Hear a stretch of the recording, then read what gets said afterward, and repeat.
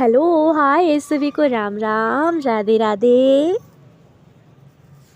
आप सभी को आपके अपने यूट्यूब चैनल जानकी क्लासेस पर सभी का दिल से बहुत बहुत स्वागत है। आई होप कि आप सभी लोग बढ़िया होंगे, मस्त होंगे और हाँ, अपनी तैयारी में भी लगे होंगे। और अगर नहीं लगे हैं तो लग भी जाइए सीटेट जुलाई के लिए, ठीक है। आज का फर्स्ट लेसन आप लोग को थ्योरी प्लस क्वेश्चन प्लस, आप लोग को देखिए सिर्फ क्वेश्चन नहीं कराएंगे, आपको थ्योरी प्लस क्वेश्चन कराएंगे, ठीक है। क्योंकि आप लोग का अगर बेसिक मजबूत रहेगा ना तो आप लोग जितना ये कम रिजल्ट बन रहा है ना उसका चांस नहीं रहेगा, ठीक है। तो थोड़ा सा पेशेंस बना के आप लोग ज़रूर वीडियो में एंड तक बने रहिएगा। और हाँ, अगर वीडियो पसंद आए ना तो प्लीज़ एक प्यारा सा comment, like, share and subscribe motivation के लिए ज़रूर करिएगा, ठीक है। चलिए आज के सेशन की शुरुआत करते हैं। क्योंकि यहाँ आप लोग देखिए, पहले तो आपको थ्योरी आप लोग अच्छे से एक एक टॉपिक देखते चलिएगा क्योंकि लेसन बहुत बड़ा नहीं है, ठीक है। सहायक नदियाँ उन्हें कहा जाता था जो एक बड़ी मील हो जाती थी, जो मील हो जाती है, मिल जाती हैं। सहायक नदियाँ उसे क्या कहा जाता है, मान लीजिए नर्मदा है, सिंधु है, नर्मदा, सिंधु, गंगा, जितनी भी वहाँ की नदियाँ थी, अगर आपको मिल जा रही है ना उसे ही कहा जाता है सहायक नदियाँ, ठीक है। गंगा के दक्षिण इन नदियों के आसपास का क्षेत्र जो था उसे प्राचीन काल में मगध के नाम से जाना जाता था। जो गंगा के दक्षिण में जितने भी आसपास के क्षेत्र थे, वहाँ की जितनी भी आसपास का क्षेत्र प्राचीन काल में थे उसे मगध के नाम से जाना जाता था। एक दो टॉपिक क्लियर हुआ कि सहायक नदियाँ जो आपस में मिल जाती हैं उसे बोला जाता है। गंगा और दक्षिण इन नदियों के आसपास के क्षेत्र प्राचीन काल को मगध के नाम से जाना जाता था। दो टॉपिक क्लियर हुआ आप लोग का। देश के अन्य हिस्सों में ऐसे राज्यों की स्थापना भी करी गई थी और कुछ लोग जो थे जो नए नए रोचक स्थानों के खोजने की चाह में उत्सुकतावश यात्रा भी किया करते थे। सभी यात्राओं से लोगों को एक दूसरे से विचारों को जानने का अवसर मिला। अच्छा, आप लोग खुद गेस करिए, इन लोगों का ये था कि मतलब अगर किसी भी, मान लीजिए किसी भी स्टेट में आप लोग, राजस्थान जा रहे हैं, झारखंड जा रहे हैं, बिहार जा रहे हैं, यूपी, मतलब जितने भी स्टेट है, ठीक है। अगर आप लोग अदर स्टेट में भी जा रहे हैं तो वहाँ के लोगों को जानेंगे, वहाँ की परंपराओं को जानेंगे, तो जाहिर सी बात है वहाँ की संस्कृति, तो हमारी संस्कृति में तब से वृद्धि होने लगी, ठीक है। जितनी भी वहाँ की संस्कृति थी, वहाँ की परंपराएं थी, उसे ये लोग मैच करने लगे, तो हम उसमें भी वृद्धि हुई। तो बोल रहा है कि मतलब ये लोग यात्रा करते थे और लोगों के आवागमन से हमारी संस्कृति परंपराओं को भी समृद्ध किया। कई सौ वर्षों से लोग पत्थर को तराशने, संगीत रचने और यहाँ तक कि भोजन बनाने के नए तरीकों के बारे में एक दूसरे के विचारों को अपनाते रहे हैं। मतलब ये लोग क्या करते थे, जितने भी माने उनकी संस्कृति, जितनी भी संस्कृति थी, जो भी उन लोग का भोजन था, खान पान था, उनको ये लोग अपनाने लगे, ठीक है।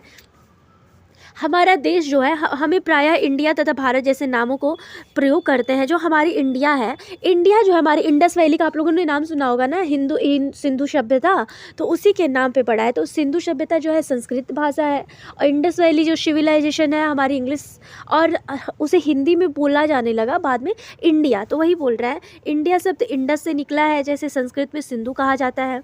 इस नदी के पूर्व में स्थित भूमि प्रदेश को इंडिया कहा जाता है। भारत नाम का प्रयोग उत्तर पश्चिम में रहने वाले लोगों के एक समूह के लिए किया जाता था। जो आपका भारत है, जो अब भारत बुलाया जाता है, तो उस जहाँ मतलब वहाँ के उत्तर पश्चिम में लोग रहते थे, उन लोगों के एक समूह को बोला जाता है, ठीक है। तो बाद में भारत नाम से हमारा देश जो है भारत के नाम से पुकारा जाने लगा।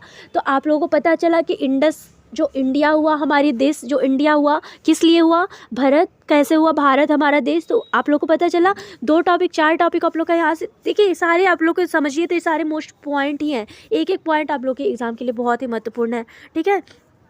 अब यहाँ पे देखिए, आप लोग बोल रहे हैं कि इस समूह का उल्लेख जो है संस्कृत के आरंभिक लगभग आपके 3500 वर्ष पहले पुरानी जो ऋग्वेद है उसमें भी हमारी संस्कृति जो है उसमें भी उसका वर्णन मिलता है, ठीक है। 3500 वर्ष आपके देखिए, ये पूछ सकता है आप लोगों से कि ऋग्वेद जो है हमारा कितना पुराना वेद है।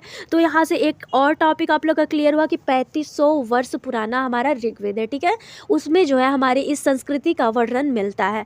अब यहाँ पे देखिए आप लोग, अतीत की पुस्तकें हाथ से लिखी होने के कारण पांडुलिपियाँ कहा जाती हैं। और पांडुलिपियाँ किस पे लिखी जाती थी, तो भूर्ज या, ये आपको बहुत ही महत्वपूर्ण है, भूर्ज या छाल, ठीक है। भूर्ज या छाल के वृक्ष, ताड़ के पत्तों पर, भुर्ज या मतलब जो भुर्ज का पेड़ होता था वो ताड़ के पत्तों पर ये लोग क्या करते थे, पांडुलिपियाँ लिखते थे। इसीलिए हमारी जो अतीत की जो पांडुलिपियाँ हैं अक्सर या तो आपको पत्थर पे लिखी हुई मिलेंगी या तो मतलब ऐसे दुर्लभ दुर्लभ स्थानों पे लिखे हुए मिलते हैं। तो आप लोग यहाँ तक समझिएगा कि पांडुलिपियाँ जो ताड़ के पत्रों अथवा हिमालय, हाँ देखिए यहाँ पे भुर्ज नामक छाल पे यहाँ पे दिया भी है कि पांडुलिपियाँ जो है आपकी यहाँ पे देखिए अंग्रेजी में पांडुलिपियों के लिए प्रयुक्त होने वाले मैन्यूस्क्रिप्ट, ये भी आप लोग के लिए महत्वपूर्ण है। मैन्यूस्क्रिप्ट शब्द का होता है मतलब अर्थ होता है कि हाथ से लिखा हुआ, उसे इंग्लिश में बोला जाता है लैटिन शब्द में मैन्यूस्क्रिप्ट। क्या बोला जाता है? मैन्यूस्क्रिप्ट। एक सेकेंड, ठीक है। अब देखिए पांडुलिपियां प्रायः ताड़पत्रों अथवा हिमालय क्षेत्रों में उगने वाले भोजन नामक पेड़ की छाल विशेष तरीकों से प्रयोग किए गए भोजपत्रों पर लिखे हुए मिलते थे, ठीक है। यहाँ तक आप लोग का क्लियर हुआ।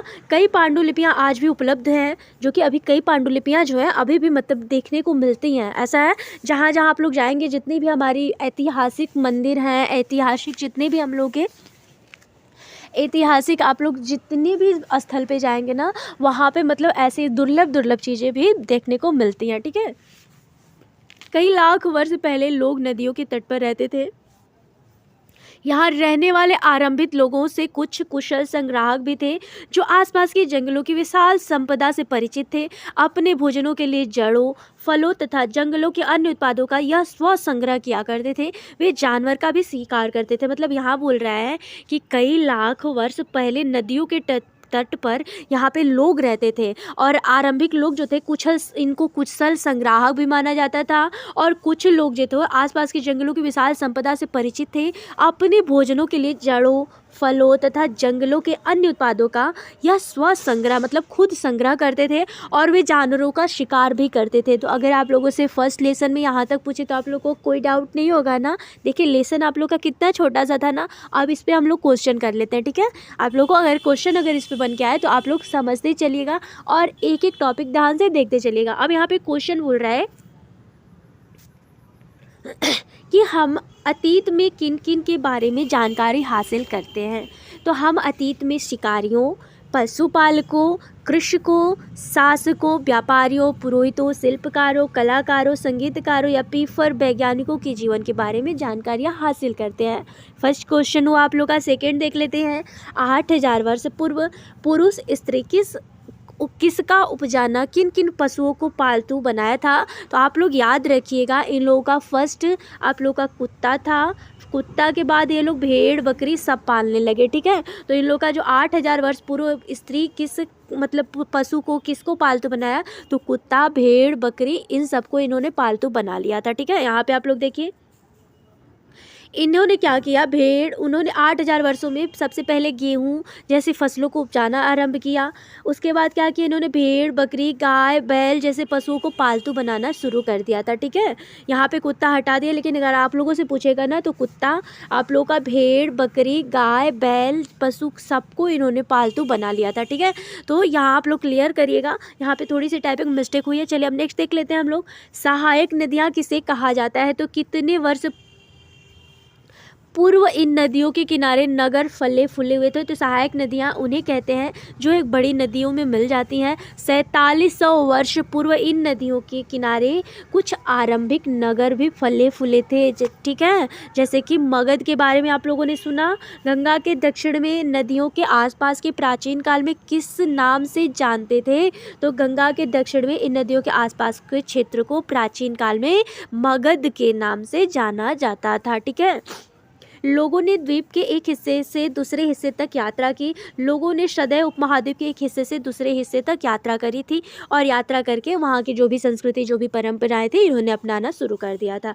किन किन जगहों की यात्रा जोखिम भरा था, तो देखिए कभी कभी हिमालय जैसे ऊंचे पर्वत हुए, पहाड़ियाँ हुई, रेगिस्तान हुए तथा नदियाँ समुद्र के कारण यात्रा जोखिम भरी होती थी।